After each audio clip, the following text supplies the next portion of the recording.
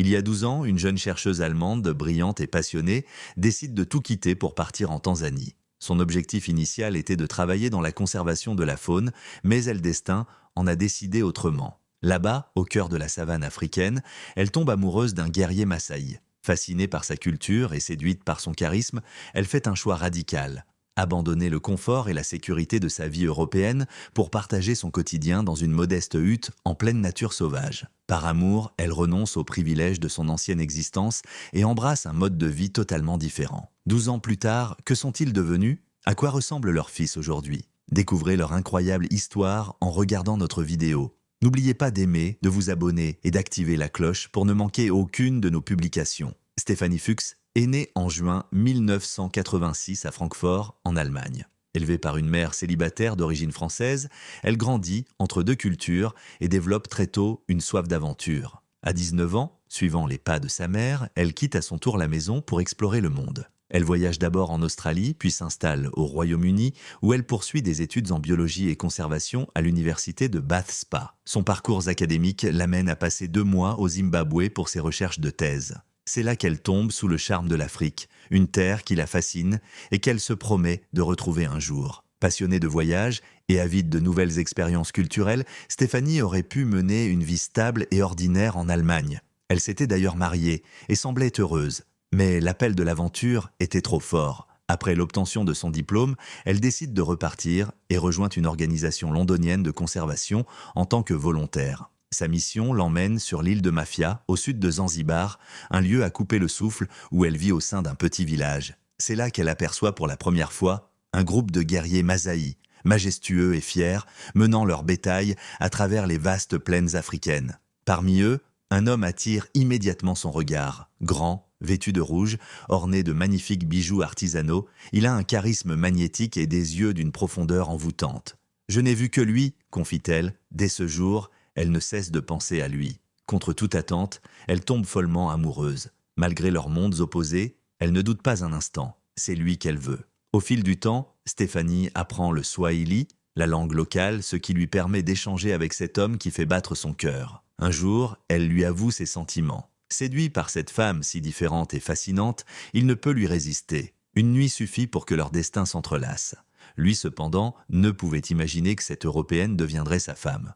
Pourtant, une semaine plus tard, ils prennent la décision d'être ensemble. Quelques mois après, ils se marient et s'installent dans le village Maasai où vit la famille de son mari. Stéphanie abandonne tout ce qu'elle connaissait, le confort moderne, la facilité et même l'approbation initiale de sa propre famille. Ses proches, sceptiques et inquiets, craignaient pour son avenir dans un environnement si différent. Mais lorsqu'ils rencontrent enfin l'homme qu'elle aime, leur perception change. Ils comprennent alors que leur choix, bien que radical, est dicté par un amour sincère et profond. Stéphanie et son mari vivent dans une petite hutte traditionnelle en torchis et bouse de vache sans eau courante, sans électricité et sans système d'assainissement. Pour aller aux toilettes, elle doit marcher dans la forêt, loin du village, et utilise un simple seau pour se laver. L'accès à une alimentation variée et aux médicaments est extrêmement limité, ce qui rend la vie quotidienne difficile. Au début, l'adaptation est rude. Stéphanie se sent isolée, ne parlant pas la langue de la tribu et souffre du manque de contacts sociaux. Son mari, toujours entouré des autres guerriers Maasai, n'est que rarement seul avec elle. Par tradition, les hommes vivent en communauté, et les frères de Caïn sont omniprésents. Parfois, ils dorment même sous le même toit que Stéphanie et Soin, ce qui ne manque pas de créer des tensions. Ces différences culturelles pèsent sur leurs relations et provoquent des disputes. Pour que leur amour survive, ils comprennent qu'ils doivent apprendre à s'adapter l'un à l'autre. Mais l'environnement lui-même est un défi constant. Stéphanie tombe souvent malade. Infections aux pieds, crise de paludisme, maux de ventre. Après un an de vie en Tanzanie, elle commence à ressentir une profonde lassitude et envisage un retour en Allemagne. L'ajustement ne se limite pas aux difficultés physiques. Il implique aussi une transformation psychologique et émotionnelle. Malgré tout, Stéphanie est prête à supporter ces épreuves, portée par l'amour qu'elle éprouve pour son mari. Heureusement, Soin est un soutien sans faille. Il l'encourage, la rassure et fait tout pour qu'elle se sente acceptée. Par amour, il accepte même de remettre en question certaines traditions de sa culture. Sa famille, initialement sceptique, finit par adopter Stéphanie avec bienveillance. Ils lui offrent des bijoux et des vêtements traditionnels et font tout leur possible pour lui apporter le confort dont ils disposent. Ils m'ont accueilli comme une des leurs et ont pris soin de moi comme d'un enfant, raconte-t-elle. En 2016, leur bonheur s'agrandit avec la naissance de leur fils, Yannick. L'arrivée de l'enfant est une source de joie immense pour toute la famille. Stéphanie partage souvent des photos de lui sur Instagram et il donne l'image d'une famille unie et heureuse. Yannick ne parle pas allemand. Je ne lui ai jamais appris l'allemand. Cela ne me semblait pas naturel, explique Stéphanie. J'ai quitté l'Allemagne il y a 17 ans et je n'ai jamais regardé en arrière. Ce serait un manque de respect envers ma belle famille qui m'a tant soutenu dans son éducation. Elle veut que son fils grandisse en immersion totale dans la culture massaï. Mais Sohain, lui, adopte une approche bien différente de celle des autres hommes de son village. Dans la culture masaï, l'éducation des enfants est traditionnellement confiée au maire, mais il s'implique activement dans l'éducation de son fils, adoptant une posture plus proche de celle des pères occidentaux. Par amour pour Stéphanie, Sohain va encore plus loin. Il lui fait une promesse rare et précieuse. Il ne prendra jamais d'autre épouse. La polygamie est une norme chez les Masaï, mais pour lui, Stéphanie et leur famille comptent plus que les traditions ancestrales. Aujourd'hui, après 11 ans de mariage, leur fils approche les 7 ans. Si Stéphanie reconnaît que leur vie de couple n'est pas parfaite, elle sait aussi que leur amour a su traverser les épreuves et grandir malgré les différences.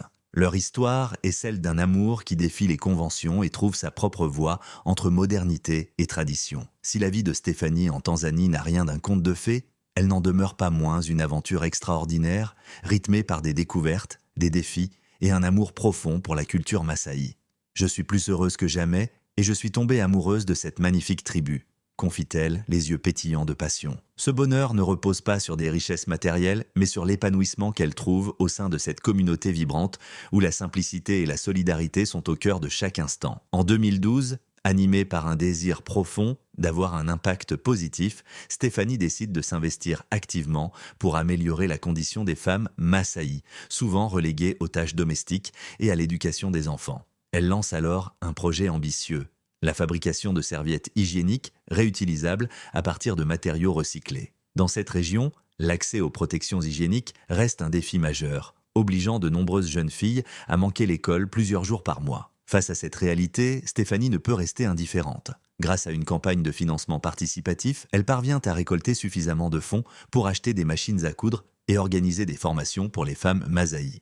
Petit à petit, un atelier de couture voit le jour.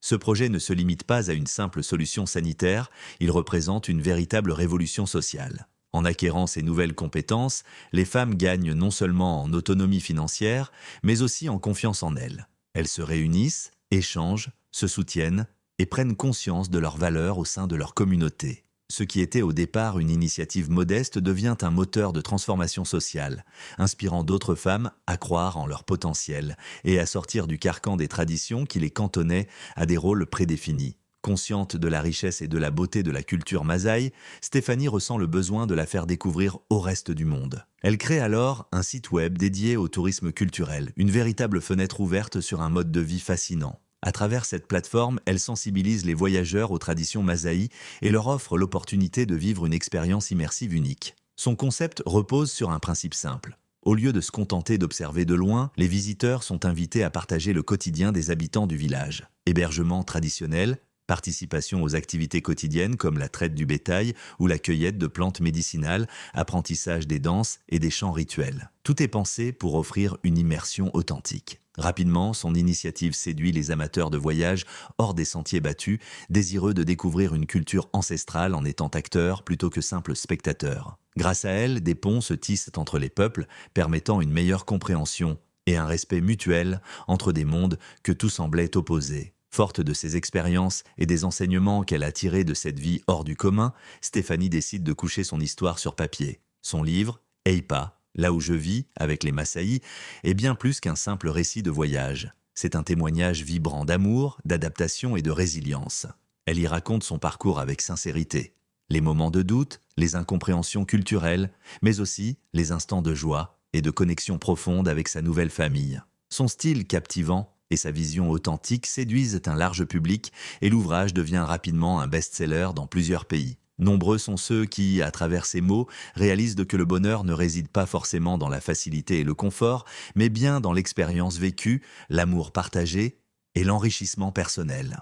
Aujourd'hui, 12 ans après leur rencontre, Stéphanie et Sohain sont plus unis que jamais. Leur amour, né contre toute attente entre deux mondes que tout oppose, a su défier les différences culturelles, les traditions et les doutes extérieurs. Avec leur fils Yannick, ils ont bâti une vie unique, empreinte de respect. de transmission et d'apprentissage mutuel. Leur quotidien est un équilibre entre modernité et tradition, entre les valeurs masaï profondément ancrées et l'ouverture sur le monde qu'apporte Stéphanie. Leur histoire est une preuve vivante que l'amour peut transcender les différences culturelles et unir deux âmes issues d'univers totalement distincts pour créer quelque chose de véritablement extraordinaire. Ils nous rappellent qu'au-delà des origines, des croyances et des attentes sociétales, c'est la connexion humaine et la volonté de construire ensemble qui priment. Et vous, croyez-vous à l'amour sans frontières ? Pensez-vous que l'on puisse tout quitter pour suivre son cœur, même si cela signifie abandonner tout ce que l'on connaît ? Si cette histoire vous a inspiré, n'oubliez pas de laisser un pouce bleu pour nous soutenir. Et si ce n'est pas encore fait, abonnez-vous à la chaîne et activez la cloche pour ne rater aucune de nos prochaines vidéos. À très bientôt pour une nouvelle aventure.